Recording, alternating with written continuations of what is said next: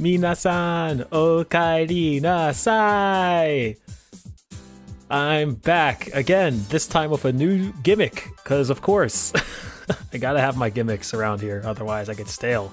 I'm going to take these stupid glasses off soon, but I wanted to get the game journalist look completely right when I started this. Look at this setup. I spent days, I tell you, minutes even, in PaintNet making it. Mina-san, it's great to be back. Really happy to start this new segment and enjoy talking about some game news with y'all. How do I take off these stupid glasses? There we go. Basically, I read a lot of game news, and I figured I like to talk about it a lot too. So I figured it'd be advantageous for me to try and actually just try having a whole dedicated stream for it, basically, right? Sorry, I'm nervous for some reason. Basically, same setup. I stream, we talk. Nothing really new about it. But I'm going to be having some slides and news topics prepared for us, right? And we're gonna just go down the list. I'm gonna talk as much as I want to talk about them, and as much as you guys want to talk about them. Basically, any comments that you say will, of course, be up in the top for any comments you have on a certain topic. The news I'll be focusing on will be primarily either Japanese or PC related, because I mostly play Japanese games or games on my PC. I have a very select interest that I like to think is pretty broad, not actually all that selective, but it's the way it is. There might be something I overlook because I'm just not interested in it, and I might just give it like an offhand remark or just mention because I feel it's worth mentioning, but not much other reason. Anyway, preamble aside, let's actually get into it because there's a lot to talk about. It was a very busy news week. Let's get into no, I'm not going to do that. Let's start with our first topic, which of course is not that one. No, my setup. No, you didn't see that. There we go. The first thing I wanted to talk about was PS4 ports, or specifically, well, the starting off point will be Virtua Fighter 5 Ultimate Showdown. Yeah, I can't speak tonight. Hang on. Woo! There we go. Sorry, it's been a minute, so I have to get reused to the streamer voice. Anyway, Virtua Fighter 5 Ultimate Showdown was announced and came out for PS4. Now, this is a bit of a weird one because it's a PS4 digital exclusive for a fighting game that has no rollback in 2021. It's a really weird release. It's the first release Virtua Fighter has had in years, like almost over a decade, I think, at this point, right? And at that, it's just a re-release of a game that's already existed. It does have redone graphics. So it's done by the Yakuza developers, I believe, right? So the Dragon Engine developers, that being, and everything looks nice. There's new music as well, but it's just kind of weird that this is what they decided to go for and to release it on such limited platforms. There's no PC release, no next gen version.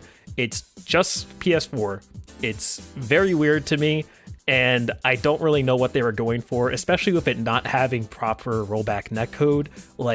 What kind of baffling decision was that, man? I really don't know what they were going for with that one. It just seemed like a genuinely pretty oddball idea, and it's just weird. But the PS4 in general had a busy week, aside from this probably uneventful game, honestly. I do wish the best for Virtua Fighter before we move on to the next topic, but it's a hard purchase to justify for me personally because it doesn't have good netcode, and I don't have any friends locally that like playing fighting games, so all I have is online modes, and when the online stinks, you gotta be a damn good game for me to put up with it, and I'm not sure well, Virtua Fighter 5 is a damn good game, but it's not something that's ever really been for me. So, but I like talking about fighting games, so I decided to put this in. Anyway, PS4 in general, like I alluded to earlier, had a pretty busy week, weirdly enough. a lot of big first-party Sony exclusives got announcements for PS4 versions. This includes... Oh no, it's not working now. No, don't do this to me. Don't show my balls on stream like this, I'm begging you. Oh no.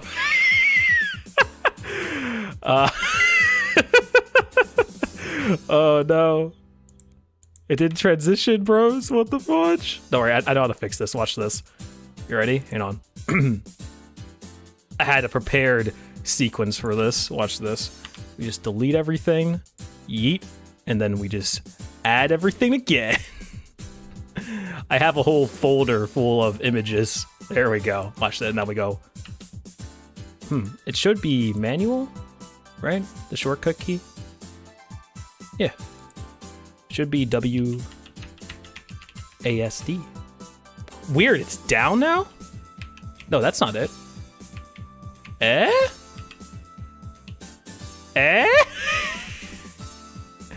Oh, it's all falling apart. No. That's weird. Hang on, let me see something. Maybe if I do it like this, I know what to do. 1 second. We'll do it like this, right? Boop. Then we boop, boop. I have the ones numbered, so it should. There we go. All right. Sorry about that. Oh, this is a shit show already. Wouldn't be a Jake Protagonist news show if it wasn't a shit show, right? Anyway, right. So not only was Virtua Fighter 5 an ancient ass game getting a PS4 version for no reason. There was announced a PS4 version of the new God of War, which was also delayed to 2022. Gran Turismo 7 also got a PS4 variation, and Horizon Forbidden West was on track for a holiday release, but that isn't quite certain yet. Basically, this game has had a PS4 version. This is nothing new, but we also got to see new Horizon Forbidden West gameplay, so that was going to be my smooth ass segue into that. Anyway, don't make fun of me. I'm trying my best. YouTube monkey noises. Anyway, point being, all of these games have PS4 versions, some of which did not previously have some, like the new God of War and Gran Turismo 7. And this has gotten some heat, this decision. I can kind of see why, because think of it like this. Basically, these games were originally, specifically Gran Turismo 7, was always bragged about as being a PS5 exclusive, a game that could only be played on the PS5, right?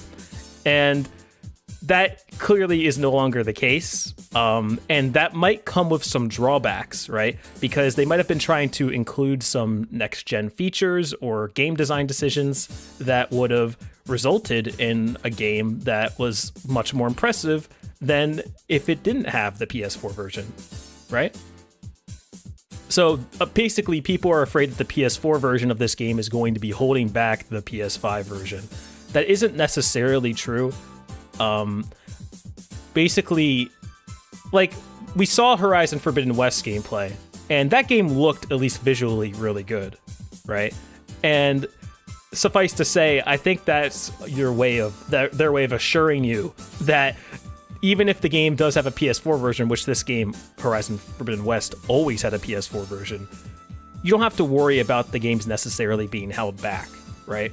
At least in terms of visually.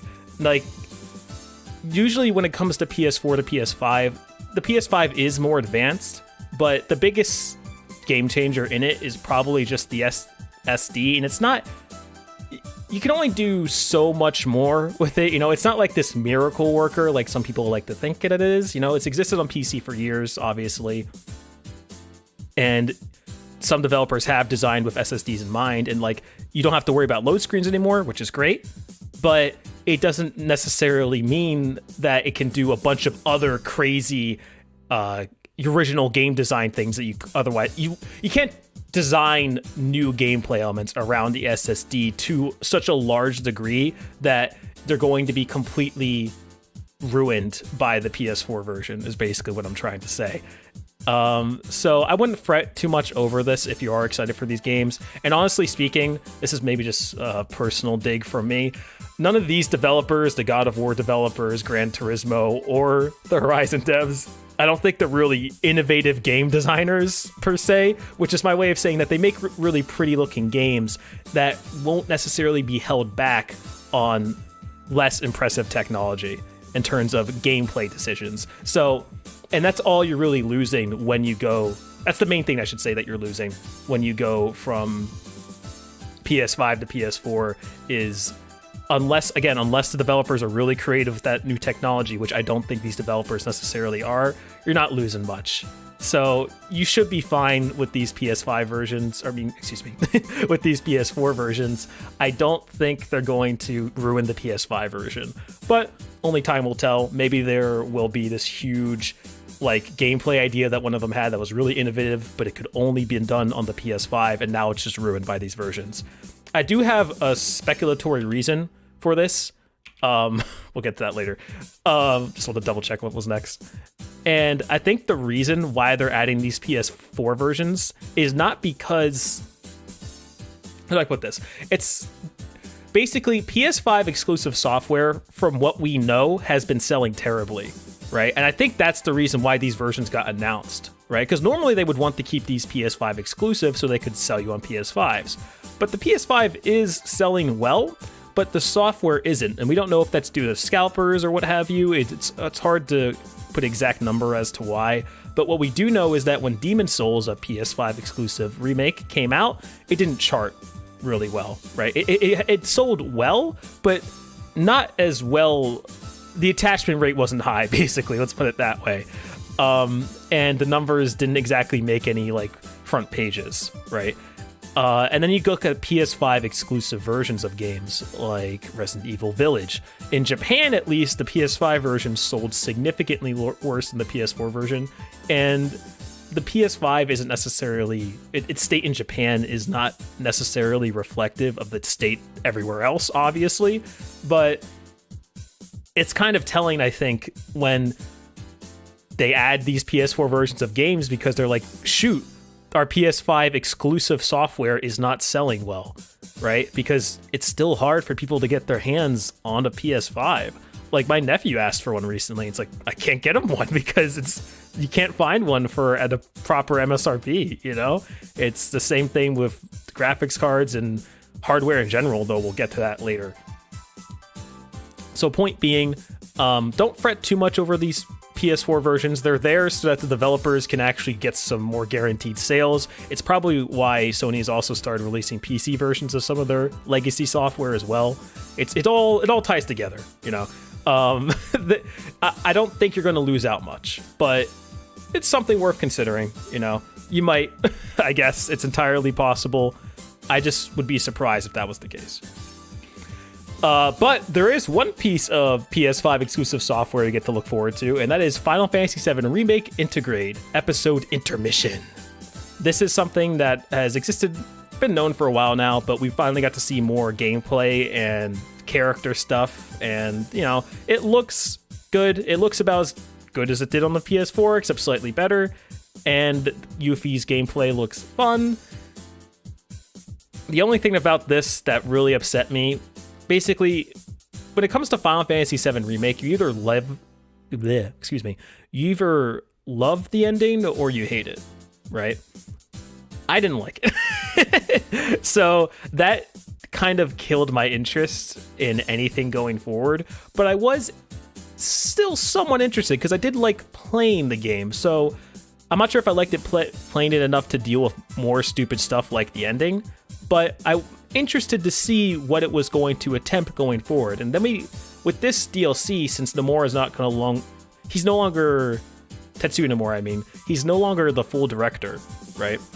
And this is the first foray that the current directors of FF7 Remake get to kind of show off their stuff, you know, show the kind of the FF7 Remake that they're going to make. And what they've shown is this. I don't really need to say much more than this. I think this character looks horrifically stupid. I hate everything about him, and if this is the direction FF7 Remake is going, I personally don't want any part of it. It's not to my taste, I'll put it that way, right? I really don't like this, and I kind of can't stand looking at it. I wonder if this is designed by Tetsuya Nomura, because again, he isn't the director of this game, but he still might be doing art for it. He's obviously still going to have a part in it, and this looks like a very Tetsuya Nomura character design. It's hard to deny that, but oh my god, it's so awful. And and just to rant a little bit more, the other stuff that we've seen of the remake from those trailers and new gameplay has been all FF7 Crisis Core related or Dirge of Cerberus related, and I hated with a passion all of that extended universe stuff for FF7 Remake, or FF7, excuse me. I thought it was all terrible, and most of it, there's like a few redeeming moments or characters in them, but other than that, it's the hottest trash. And this looks like it's going to be more of that, and I'm just not up for that. I don't really care how pretty it looks or how fun it is to play. I'm not up for another Nomura ride after Kingdom Hearts, even if Nomura is absent. So, yeah, this doesn't really paint a good picture for me personally, but what are you going to do? There's always another game. I'll go back to playing DMC or something if I want to. Or I'll just play Kingdom Hearts on PC. I don't know. I got ways to satisfy my action RPG itch, but I do hope FF7 Remake Integrate is still good. That being said, though, the fact this is PS5 exclusive doesn't make any sense to me. It's a PS4 game, and the PS5 upgrades are nice, but they aren't that impressive, and there was nothing I saw in the INTERmission DLC that looked like it had to be played on PS5, if I'm being completely honest. In fact, you don't even control the other character, I believe, right? You only control Yuffie, so it's actually more limited and more lax on the CPU in that case, right? Because you don't have to worry about switching control on the fly. So I really don't know why this DLC couldn't be on the PS4 for the people who bought the game on the PS4, because it's a PS4 game. Makes no damn sense to me. Money hiding at its best. I don't know. All right. Speaking of cringe, Sonic Central happened this week. We got a look at a bunch of new Sonic projects. You know, it was a nice short little stream, so not too much happened. We got the announcement of a brand new Sonic game, but it was a logo. I mean, it's due out in 2022, so it will be out relatively soon. But again, it was a logo. It was a logo reveal. I'm not a big fan of these logo reveals, honestly. I think they're all really shit, and they never get me excited for anything. It's better than another logo reveal we'll be talking about later, at least, where Sonic, or rather, whereas in this one, I should say, Sonic at least appears in it, and he runs, and there's some sparkles, and it's like, ooh, what is that? What does that mean? What's that going to entail? It might entail something. Probably won't entail nothing. Basically, it was a logo reveal. It's coming out on all modern platforms, both last gen and this gen. So, 2 thumbs up for that, I guess. I'm curious about where on PC it will land, given a little later announcement we'll be talking about. But here's hoping for Steam. Fingers crossed, probably not. But another thing got announced. It was this. This image got to exist because of God Hates Me? No. Because of Sonic getting a DLC costume in the 2020 Olympics game. I hate this image. Just look at it. It's Smugora mocks me. It's just so cursed. I hate looking at it. That's all I really had to say about this, honestly, is that Sonic is in the 2020 Olympics game. Not Sonic and Mario at the Olympics, granted. Just Olympics. That's the name of the game. It's coming out soon. You know, Olympics. You can play as Sonic. Moving on. Sonic Colors Ultimate announced for PS4, Xbox One, Switch, and PC. Now, this is my cup of tea. I really, really like Sonic Colors. It's one of my favorite games on the Wii. But there's a little caveat here, and this is what I was alluding to earlier with the Sonic 2022 PC announcement. You see down there the Sonic Colors Ultimate for PlayStation 4, Xbox One, Switch, and PC, parentheses, Epic Game Store. So yeah, it's an Epic Game Store exclusive. Mr. Sweeney managed to get his grubby little hands on Sonic the Hedgehog's quills as well. I mean, like, I've already had to succumb to the Epic meme because of Kingdom Hearts, so I'm already in there, you know, I'm already 1 foot in the grave. But it is a shame for people who have still managed to hold out for this long and refuse to put up with Epic's garbage. They really should have remastered Unleashed. I 100% agree. Sonic Colors is a game that, at the very least, it's emulatable, you know? You can get it on the Wii Dolphin, which is one of the best emulators ever, right? And I'm glad to have redone Colors. Don't get me wrong. Colors at 60 FPS sounds nice. But it's undoubtedly true that Sonic Unleashed is a game in a much more worse state when it comes to preservation. Like, you can only play that on the 360, PS3, and Wii. And the only modern way to play that is on Xbox with backwards compatibility. That's it. That's all you get when it comes to playing Sonic Unleashed. Like, obviously some people would say that Sonic Colors is a much better game, and they're not wrong, at least as far as I'm concerned. I agree with that sentiment, but that doesn't mean this is not about quality, it's about preservation, right? Like, there's still no way to play Sonic 06, for example. That game is a piece of garbage, but it deserves to be preserved just as much as any other because it's an important part of this character's history, right? In fact, Sonic 06 is actually in a better place than Unleashed because Sonic 06 has a PC port that's being done, and it's got most of the levels playable for Sonic, at least, and even Silver, I think, too. So yeah, Sonic 06 is in a better state when it comes to preservation than Sonic Unleashed, and that's just kind of crazy, right? I think the best thing you got for Unleashed is, what was it again? Oh yeah, you can play a mod for Sonic Generations that adds the Unleashed levels, which is cool, but it's not the same as actually playing Unleashed, right? I don't want to play as the Werehog, but maybe future generations do, you know? It's something to consider. But if it did get a PC release, I'm sure it would be announced for Epic Game Store, to get back to what I was talking about earlier, because I guess Sonic is now an Epic Game Store PC representative when it comes to Sega, at least. This just upsets me because I'm afraid something like Judgment will get launched on PC exclusively, and I really don't like that either. I mean, it is on Stadia now exclusively, so they've done worse things, I suppose. But I think Sega will use the late 2000 games as an embarrassing stain on Sonic's career. And I don't blame them for that because they are. But it's, you know, that doesn't mean some people don't want to play them, right? And Sonic Unleashed was kind of a turn for the better when that game came out, because you got Unleashed and people were like, oh shit, I like these day sections.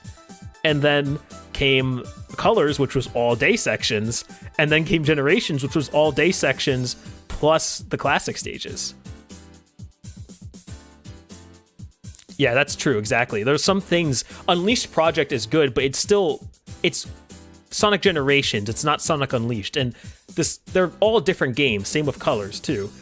And to make it clear, I like that Colors got ported, but it is a shame that a game that has a much worse state when it comes to preservation is completely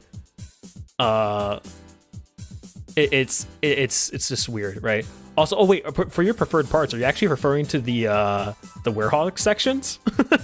Because that'd be a rarity if you actually preferred those. But you know, that's fair, honestly. If you like the Werehog sections, just because I don't like them does not mean that your right to preserve that game is any less valid, or that game's life does not deserve to be preserved. You know, it's all about, you got to remove like preference and quality from the thing when you talk about these things, because it's more about just preserving history. And Sonic Sonic Unleashed is history, Werehog sections and all. And if people like you who like to play those sections want to play them on modern platforms, they should have every right to, you know? It's a shame that, yeah, it's just a shame that game still has no port. And it's also a shame that Yeah. And it's also a shame that this game is coming to the Epic Games Store, because I feel like it's just going to mean a lot less people get to appreciate Sonic Colors that maybe only ever played Sonic via Mania and Generations on PC, you know? Because I still have a lot of friends, I don't know about you guys, I still have a lot of friends who, there are a couple of games that are only on Epic Games Stores that they would love to play, but they refuse to bother with Epic, not even because of some protests, just because they can't be bothered making an account and installing a new launcher, and I can't blame them, honestly. Like, it's just annoying to have to deal with something like that. And I only deal with it because, like, some of my favorite games ever came out on that platform with Kingdom Hearts, so I had no choice morally. I had no willpower, I should say. But it's just weird that the money hatting, like, I mean, I guess Steam started this, but to be perfectly honest, when Steam made Half-Life 2 exclusive to Steam, that made sense because they made the game. The problem everyone has with Epic is that they don't make any of these games. They just pay to have them on their platform, which isn't that much different, I guess, right? Because they're funding the developers in some way. But it just makes the PC platform so much more irritating than it needs to be and than it used to be, you know? And speaking of PC being irritating, God damn it did it again. Why does it keep doing this? Maybe it's like having trouble loading or something? And speaking of PC being irritating, my loads. That's weird. Maybe it's, 1 second. Let me try just hit him with the, oh! Oh, no, it's dead. Yeah, physical PC games. Remember when those were a thing? Please start talking about those while I try to fix this. What were they used to be called? Like big box games? Those were wild, man. Those things were huge. It's just annoying. You know, I feel like the whole point of PCing is not necessarily that it's the easiest PCing. No one says that, Jake. PC gaming is not that it's the easiest platform to use, but at the very least, it's the most choice-driven platform to use, right? And yo, why is it down now? That's weird. And when you remove that choice from the player to play where they want to play, it's just like you're robbing the value of playing on PC, you know? It's just like, I really don't understand. Oh, shit. Now what's the back? I used to edit my hotkeys, I think, because I think that's the problem. Let's see here. Hotkeys. News. So yeah, the state of PC gaming is something that I still much prefer PC gaming, don't get me wrong, than playing on console right now. I still love, playing games on PC, but it's just, I really am not a big fan of the state of it, of when it comes to, what's the word I'm looking for? I still think PC gaming is in a better state than it ever has been, but it's really annoying when stuff like this happens, you know? Sorry, I'm trying to figure out what the hell is going wrong here. Show news group. Hide news group. Yeah, it did it again. What's wrong with this thing? Seek help. Yeah, we could do it this way, actually. 1 second. Maybe if it probably just is like taking in too much, maybe, or something. If I do it like this, go yeet.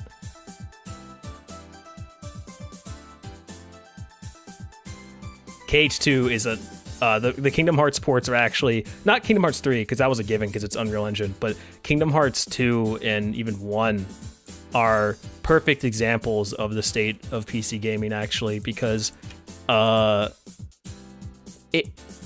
those games should run fine, but they don't. Kingdom Hearts 2 in particularly just crashes all the time. And to be fair, it's not like this is as common as you would think. It's mainly just a select couple of companies, like Square Enix, you know?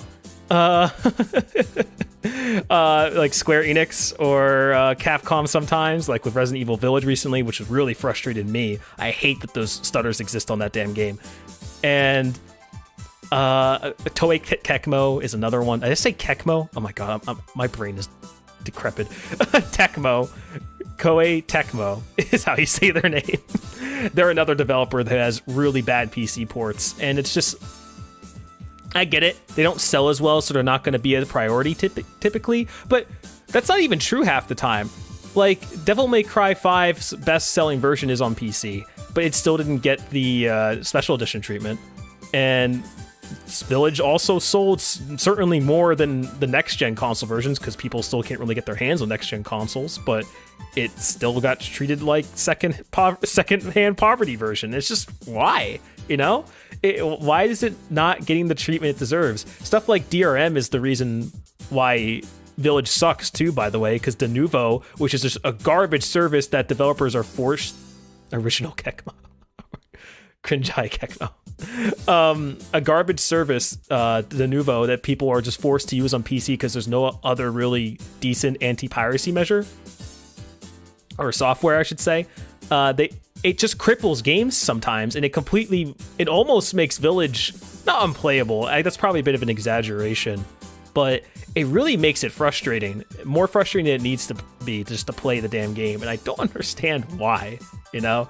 It's the incompetency from all these big studios, even when all the smaller studios get it right, is just really jarring, and it makes playing PC, when you used to consoles and you play all of these types of games from those studios all the time, like I'm a big Capcom guy, I'm a big Square Enix guy, and when I go to play those games on PC and they're worse for no reason when they should be better, that's frustrating. Yeah, it's another example. I'm not sure if you guys have had this problem. This is a really me personal problem, but I'm really bad when it comes to settings. What I have to control myself, and I have to clarify before I get into this. I still prefer playing on PC personally because I love the options it gives you, but sometimes those options are too much power for me to handle.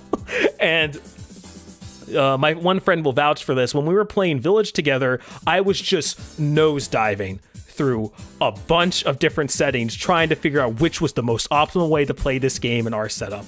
And that was frustrating for both of us to experience. Excuse me, I hit the mic. And it was really a shame that had to happen. Yeah, that definitely plays a part. PC gaming isn't that popular in Japan.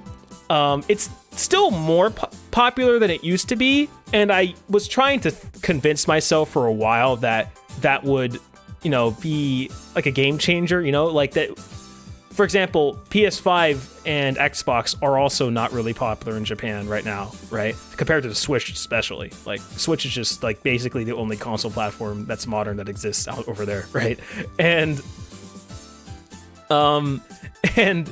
that means that if you want to play these big, more games that can't run on the Switch basically from Japanese developers, they would have to go, their most popular platform over there would probably be PC, right? Because even if it's niche, it's probably at this point less niche than the new next-gen consoles. But regardless of what I tried to convince myself with that logic, the facts show that the developers that make those big games still only care about consoles. Yeah, that's completely fair. So, like, I can't blame anyone. Yeah, that's completely fair, too. I hate having too little settings as well. Because, like, it's kind of like I'm spoiled for choice, and that's again, it's a problem with me when I am just like nosediving through all those settings and try to. But the main problem with the Village example was that the game was stuttering like mad, and I was trying to figure out what setting was causing it. And as it turns out, it's just because the port was bad, right? So it was kind of my fault, kind of wasn't. I've mostly gotten over that. Like, I can't stop tweaking the settings thing. I can't stop benchmarking instead of just playing the damn game, right? And having those settings is a good thing. I don't want to make it seem like it isn't. But yeah, it is it is a shame when it kind of like overtakes your brain when you're playing, like it does for me. And it's also a shame when the port just sucks and you either have too little settings, like what you mentioned, or the settings don't even do that much when you change them. Like Village's settings, most of them don't actually impact frame rate all that much. It's mainly just ray tracing resolution. So a lot of those things are just like, why would I ever turn this off, right? And you're barely saving anything. But it is important to include that stuff because it's just sometimes it's just fun to tweak with. But it can also be distracting for a lot of people. So there's two sides to it, I suppose. But even regardless of what platform we're talking about right now, whether it's PC or console, I think it's fair to say you can't get your hands on any of them. So for those who don't know, there is a worldwide chip shortage, silicon chip shortage. It's been happening for a while, but it's really been impactful recently thanks to new graphics cards, new consoles, all cars using them, scalpers, etc., miners, etc. You all get the deal at this point. Basically, it's impossible to get your hands on the PS5, an Xbox Series, whatever, or a new GPU at MSRP. If you want to pay over $100 or so to a scalper on eBay, by all means, go ahead and do that. But as it is right now, GPUs especially, and this is kind of ties into my state of PC gaming conversation, GPUs are much worse off. My Series S is waiting again. That's fair. But as far as GPUs are concerned, they're probably in the worst state they've ever been, as far as I'm aware, as long as I've been alive, at the very least. So Nvidia, in their brilliant wisdom, has decided to launch more very expensive GPUs that no one can get their hands on. So that's exciting. Honestly, this has such a sour taste in my mouth when I look at this news. Nvidia has launched an RTX 3080 Ti. It's already launched. The 3070 Ti will be launching June 10th. No one can get their hands on it. Surprise, surprise. I mean, it might be a little bit better off than the 3080 launch was, purely because one, mining is dying down a bit, right? And two, underrated machine. You know what? Maybe it's something to consider for myself then. And two, no, sorry, what was I saying again? I got completely distracted thinking about Series S. Basically, the 3080 Ti it's a good graphics card from what we've seen of the specs. Don't get me wrong, but to be perfectly honest, it's just not. You're not going to be able to get your hands on one, and if you do, to be perfectly honest, you wasted money, because it is valued at, or its MSRP, I should say, is $1,200. It is a machine that is only 9 to 10% is only 9 to 10% faster than the I almost said PS5, than the 3080 regular non-TI, right?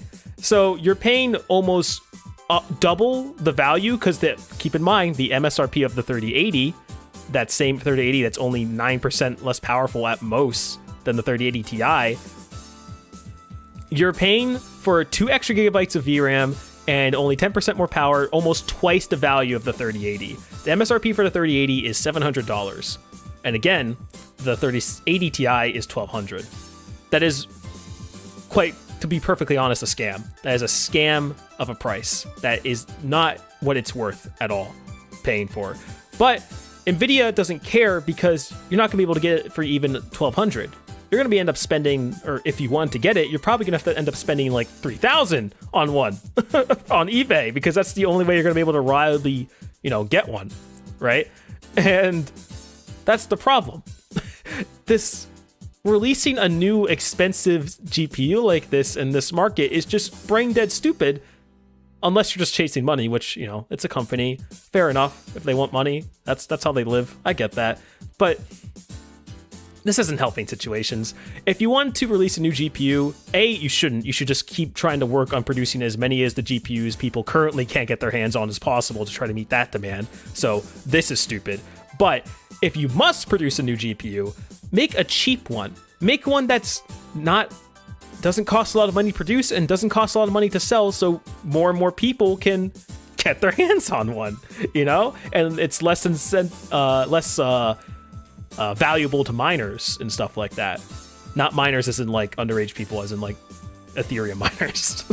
Please understand what I mean by that. It stinks that we're in a state, not just consoles, but especially GPUs, where it's like, oh man, even CPUs, it was the case for a while, but that's calmed down a little bit at least. But with GPUs, it's especially bad because I just like, hey, I want to upgrade my PC. Let me just go in a store and buy one. Bam. That process does not exist right now. And releasing new GPUs like this only makes it worse. So I really wish NVIDIA would fucking stop.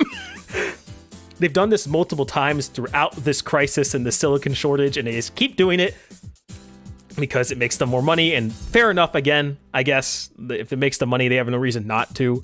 But it's really frustrating for people who just want to get these damn cards. You know, like this doesn't mean, oh, more stock for people to buy. It means, oh boy, I can spend even more money on a product I didn't want because I can't get the other product you're trying to sell.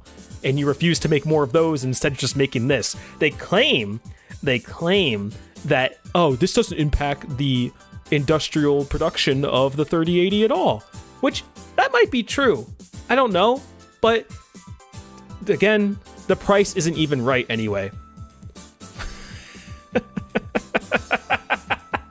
Officer, I thought she was 18. I thought she meant she was a minor. Anyway, you get my point. This news is cringe. I don't like this news. They're also going to be refreshing some of their other model GPUs, which low hash rate stuff. I honestly, that stuff is going to be hacked immediately. It's not going to slow down miners one bit, just like what happened with the 3060. So it's not going to help anything.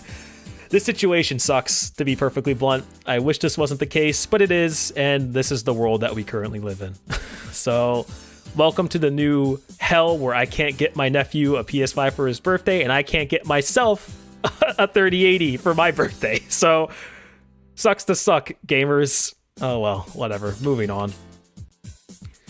On brighter news, Dragon Quest had a 35th anniversary stream.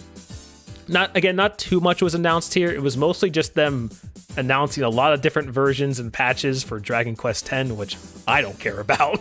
So we're going to move right past that and focus on the cool stuff I thought was here. And it's blank again. I wonder why this is happening. Oh, there we go. Now it's working. Huh. Anyway. So, first thing that was fun. Dragon Quest III HD 2D Remake. Bit of a mouthful, but hey, it looks really cool. Did you guys see this? Basically, Dragon Quest III, which is one of the most famous Dragon Quest games, especially in Japan, is getting a remake. But it's not like a full 3D remake like some people might have wanted, like in the style of Dragon Quest XI. Instead, it's an HD 2D remake, as they called it. Basically, it looks to be using the same art style, maybe even done by the same team as the people who make Octopath Traveler. Is that the name of the game? Right. Yeah, Octopath Traveler. That game has a fantastic art style, I think, for sprites, and this game looks honestly really good. Like, I only have one screenshot here, but there's actually like a lot of screenshots and videos that you can look up for this game. And when it comes to like a fateful sprite-based remake of a sprite-based game, this looks damn good. I'm actually really excited for this because I've always wanted to play Dragon Quest III, but I just haven't gotten around to it yet. So I'm actually pretty excited for this. Yeah, Lux Trek. I'm sorry to hear that too, man. It's a shame. Like, kids just want to play games and they can't, you know, because scalpers and shit. Well, on the bright side, this game seems to be coming out for everything. Dragon Quest HD 3 2D, low numbers. We don't know the release date yet, but it's aiming for a simultaneous worldwide release, and it's coming to quote-unquote consoles. So it says plural, so hopefully they'll be coming to a bunch of consoles. Hopefully, I imagine the game could probably run on anything. Got a better console instead. Damn.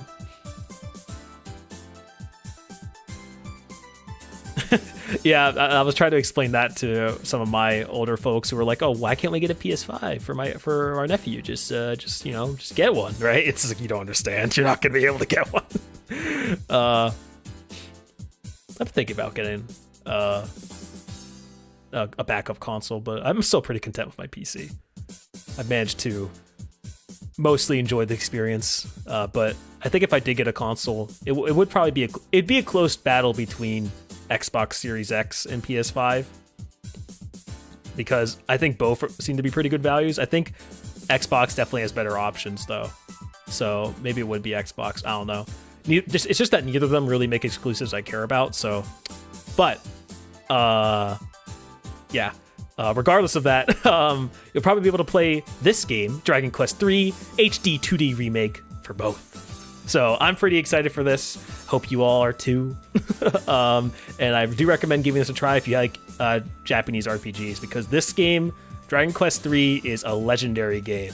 It's really, from what I've heard, it's really good, and it's basically what made the series in a lot of ways for a lot of people, right? It's kind of like the Sonic 2 of Dragon Quest, is what I've heard people describe it as. So I'm looking forward to it. Another thing that they announced is a logo. Like I mentioned with the Sonic the Hedgehog reveal for 2022, I hate logo reveals with burning passion. All they did was announce the logo. Like, hey, Dragon Quest 12, it exists. Does anyone like logo reveals? Has anyone like seen a logo and just I'm like, whoa, let's go? You know? Because I can't lie, I have, and it was when Kingdom Hearts 3 was announced, and that was effectively a logo reveal. But at least they showed something. They showed like Sora running around or picking up a Keyblade, if I remember correctly, at that E3, right? It was literally just a logo. They showed some fire, and it was zoomed out, and it said Dragon Quest. And it's like, ooh, like, I get that the fire is trying to hint at like, oh, it's going to be edgier, it's going to be darker, right? But it doesn't tell you anything. There's no gameplay, there's no nothing. I already hate cinematic trailers. I'll do. See, like, again, I have before, but in general, I hate them. I hate them as much as cinematic trailers that show no gameplay, because it's like, why the fuck would I want to watch that? I just want to. It doesn't tell me anything. It doesn't sell me on anything.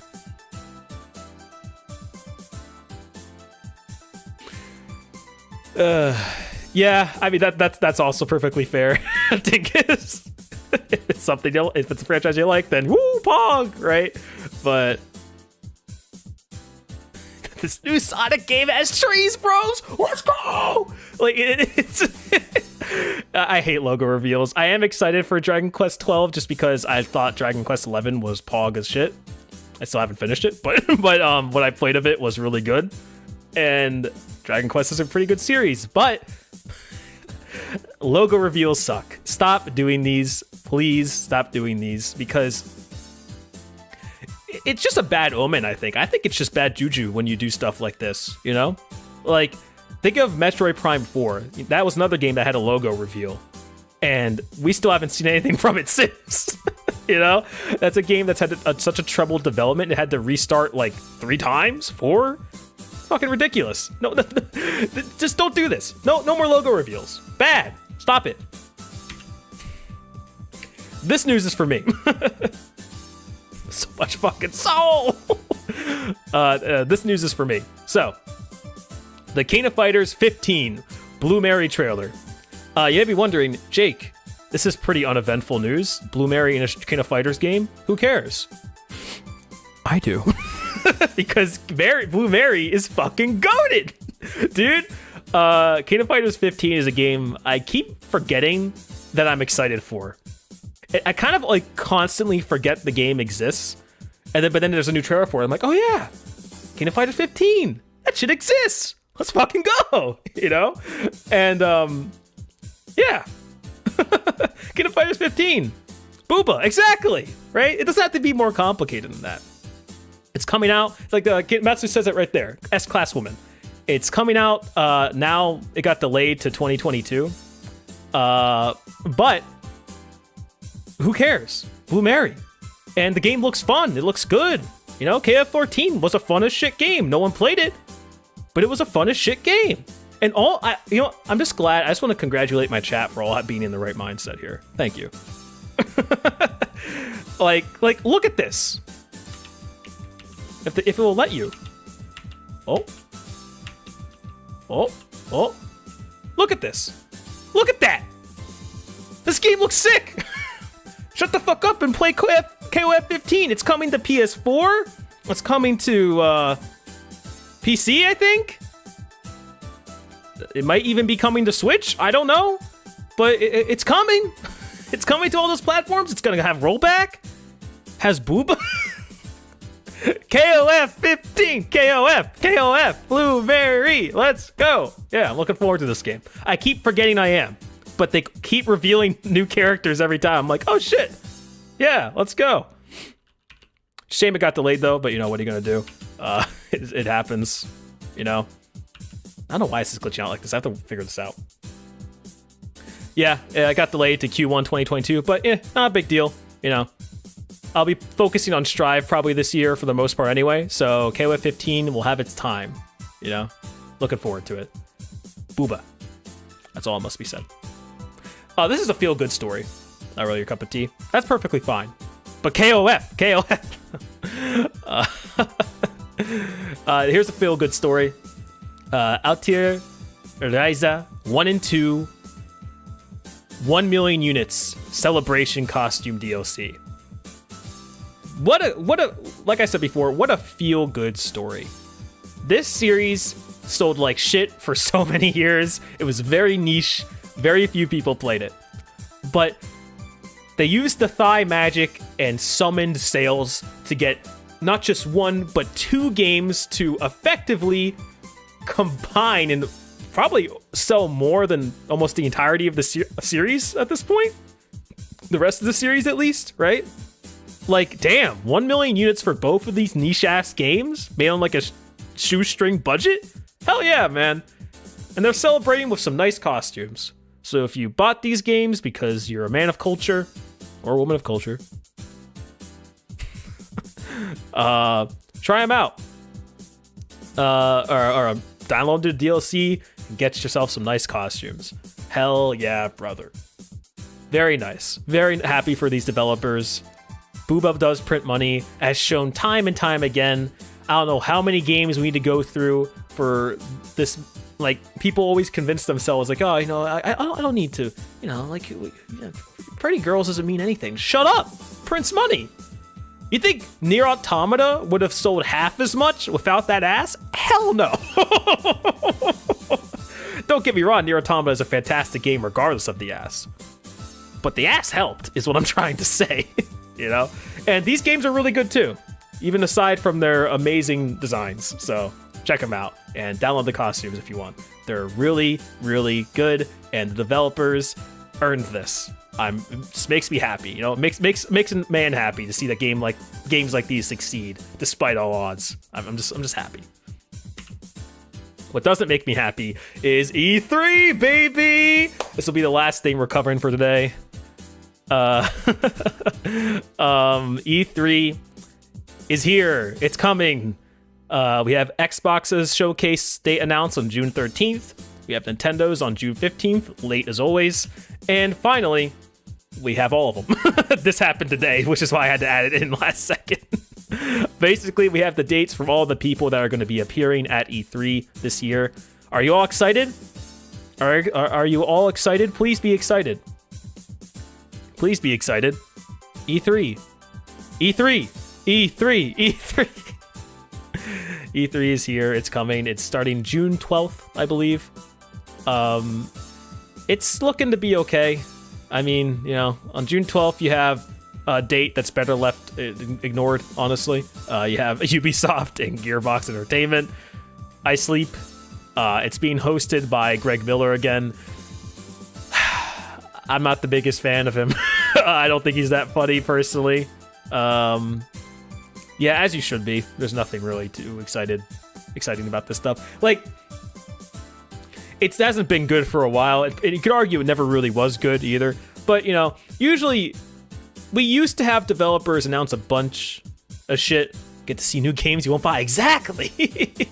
We used to have a bit more fantastical announcements at E3, I think. Rather big announcements. But since developers can make announcements anytime they want with the power of the internet. You know, you don't really need something like E3. It's just why I think, I'm not sure about you guys, but I didn't really miss it last year. Did anyone else miss E3 last year? I sure as shit didn't. And I wasn't really excited to hear it come back because, I mean, like, I guess I'd rather have E3 than the summer games show or the future game show. But, like, watch the Xbox presentation, but beyond that, I don't care. Yeah, like, you get to see what rumors are true. That's true. Like that Final Fantasy Souls game rumor or whatever. It's fun just to know. That's basically the funnest part. It's like, okay, what stupid bullshit we made up is true or not? Let's find out. And usually it's none of it. And you just get to be disappointed. It's like, oh, damn it. I thought some of it would be real. You know? But nope, none of it's real. It's all fake. All your dreams are lies. 13th, you have Xbox's Square Enix PC gaming show, which has basically become the Epic Games Store show, gonna be honest with you. And the Future Games show. Warner Brothers. No. Monday. I mean, there might have a new Batman game might get announced there for those who care, I guess. I don't personally care much, but there might be a new one, and I know people that like Batman, so that's worth watching for that. Maybe a new Mortal Kombat even. I don't think people were real hyped on 11, so they might just be giving up on that one. We'll see. Monday, June 14th, we got Take-Two, Mythical Games, Freedom Games, Razer, and Capcom. Verizon and Intellivision will also be featured? Ugh. All right. I mean, I'll watch the Take-Two one. No, I won't. I'll watch the Capcom one. I don't know why I even thought about Take-Two for a second in my brain. I'll only watch the Capcom one. Even then. Possible new Smash Fighter? Probably. Yeah, that'd be a good time to announce it. That'll get people hyped. Tuesday, June 15th, you got Nintendo, of course. Bandai, GameSpot? What? No. None of that. Oh, and I forgot that this year they're having an official E3 2020 awards show. Boy, howdy. Should do a reaction stream? I might. I might just do that, actually. I cannot wait for the... I cannot wait for the E3 2021 award show. Who do you guys think is going to win the E3 awards? Boy, howdy, I can't wait. Yeah, so as far as E3 is concerned, I think the only shows that are probably worth watching here are Microsoft's, mainly because they have a lot of good third-party stuff there usually. Square Enix, Nintendo, Capcom, and Namkai. Namkai? I can never say... They switch their name around all the time. Bandai Namco... Yes, Bandai. Thank you, brain. Yeah, that's it. Those are the only ones that are probably worth watching. And honestly, they probably won't even be worth watching. I think the only like interesting thing that might come out of this is that Nintendo Switch Pro thing, right? Is anyone interested in that? Does anyone think that's even real? Because like it's supposedly real, and there's been a lot of rumors about it, so it's probably real. But we haven't Last of Us Part 2. But we haven't actually seen anything. Everyone keeps saying, "Oh, it's being announced today." Oh no, actually today it's being announced, but it's yet to actually be announced. You know, so I'm not actually sure how real it is at this point, at least as far as I'm concerned. I mean, like, would you guys buy a Nintendo Switch Pro if it actually made some games run better and load better and et cetera, et cetera? I think I would. I think the most interesting idea behind making a Switch Pro would be to make it so that games that can't run on the previous Switch would be exclusive to it, so that Nintendo could get an audience they otherwise wouldn't have. You know what I mean?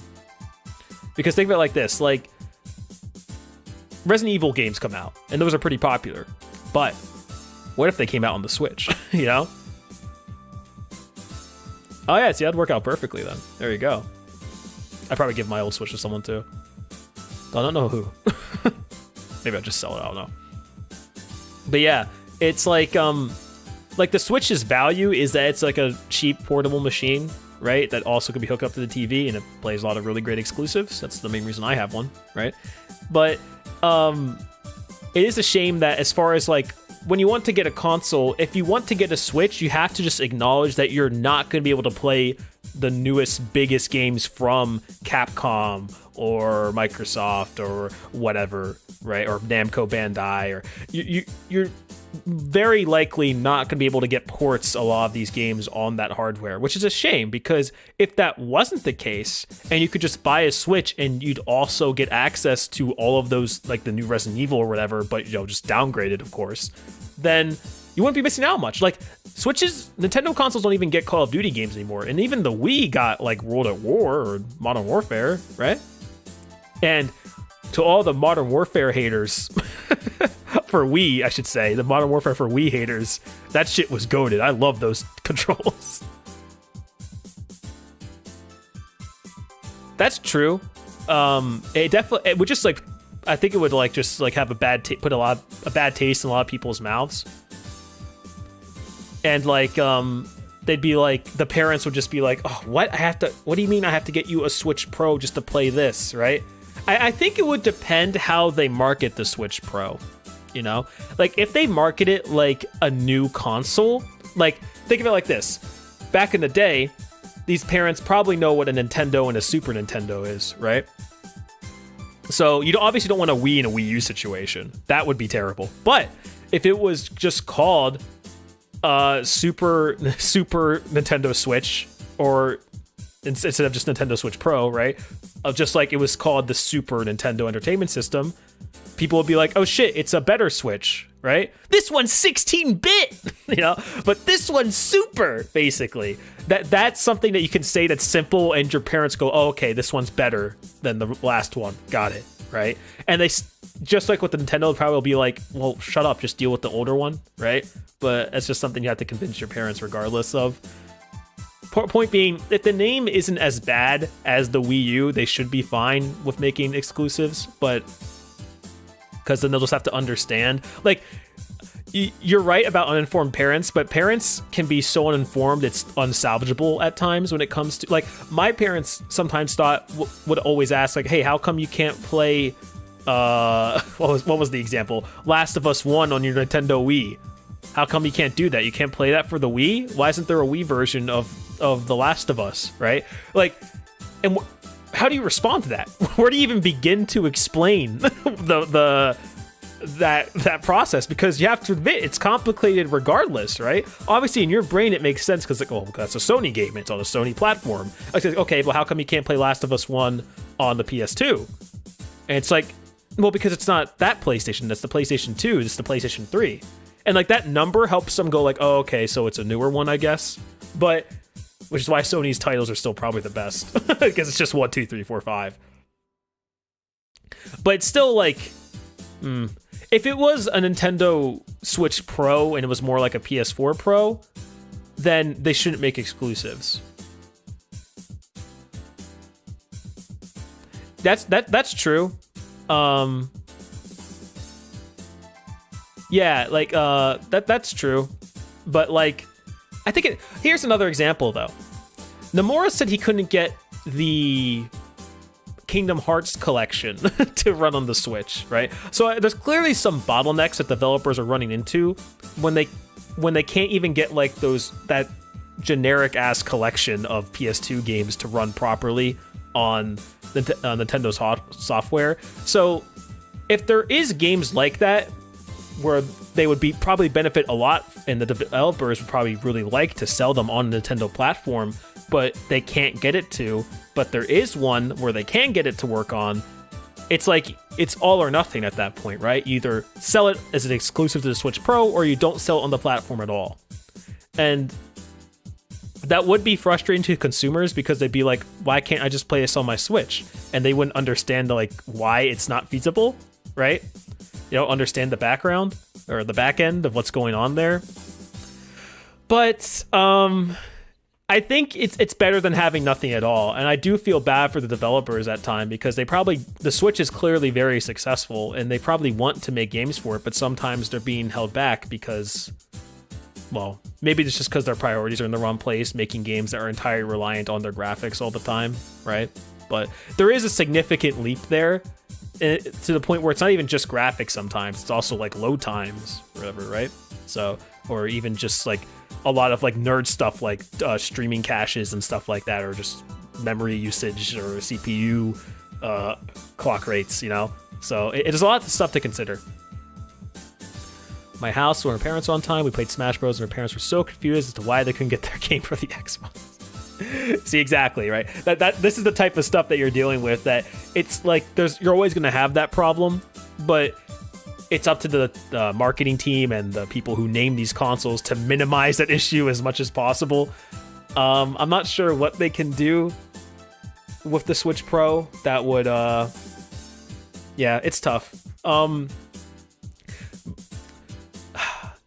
Like Bernard definitely hit me with a damn good point, which is like these games are selling themselves on how the way they look. So if they don't look good, then like no one's gonna buy them on the Switch. But I think ideally, even games like Resident Evil, for example, I keep mentioning it, but it's true, or even Devil May Cry 5, that's a game, those games obviously look nice, but more importantly, they play nice, right? And I'd like to play those games if, say, I don't like the PC version, because shit, I could just be like, you know what, I'm going to pop it on my Switch and at least play it there without the stutters, right? You know? It'd be nice not to have to buy another console. Think of it like this. You have a Switch Pro, and you now have an opportunity to play, if you're like, say, a kid or someone who just only wants to own a Nintendo platform because those are the only exclusives you care about, right? You now have a Nintendo platform with the option to play all of the brand new third-party stuff that's coming to the new modern platforms. And you get Nintendo exclusives if you buy this Switch. So it's like you get to make that decision, like, do I care about these third-party games? Yes or no? And do I have the PC to run them if I don't care enough about them and only care about Nintendo exclusives? Because I don't think any Nintendo games will be fully exclusive to the Switch Pro. I think it would probably just be third parties.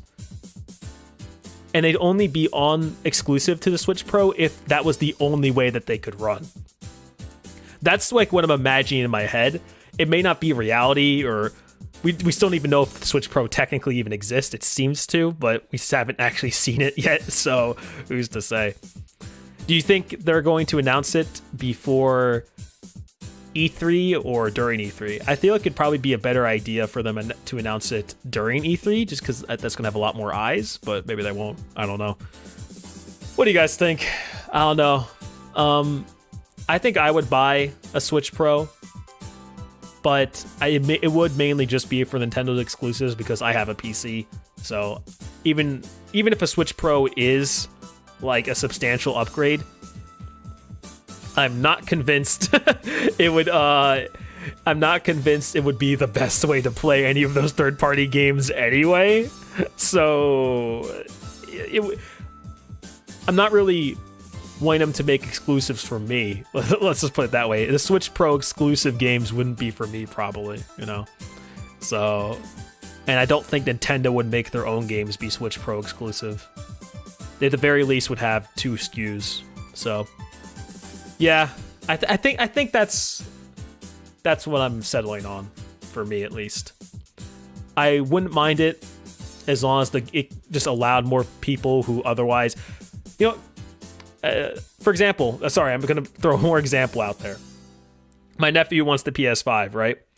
He wants one probably because there's some third-party games. He doesn't really care about Sony exclusives. He wants one probably because there's third-party games on the PS5 or PS4 that he can't get on the Nintendo Switch, right?